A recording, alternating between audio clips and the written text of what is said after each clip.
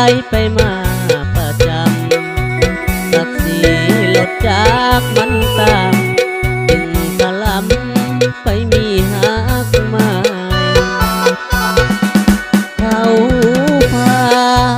น้องทีวิโก้ขันงามเขาให้น้องลามนั่งบ่ข้างพวงมาลายเปิดแอร์ฟังเพลงคุยกันจูจีซื่นใจแถมมีเงินทองในใส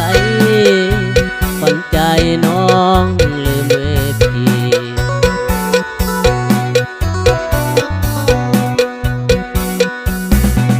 คนจนคนนี้ฮักจริงตลอดหัวใจเกี่ยงพอบอกเคยเสื่อมสอดเล็บในบ่เหมือนคนมีบางทีเขามีหลายใจสมแล้วกอดทิ่มเฮาไป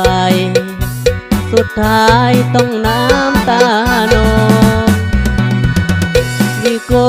มาแข่งแย่งคนหาไปถ้าเขาบ่มีความหมายสุดท้ายต้องกลายเป็นรองไปเถิดคนดีหาคนที่มีเงินทองสุขีกับเขาเถิดน้องอย่าได้มนมองคือหนุ่มเวที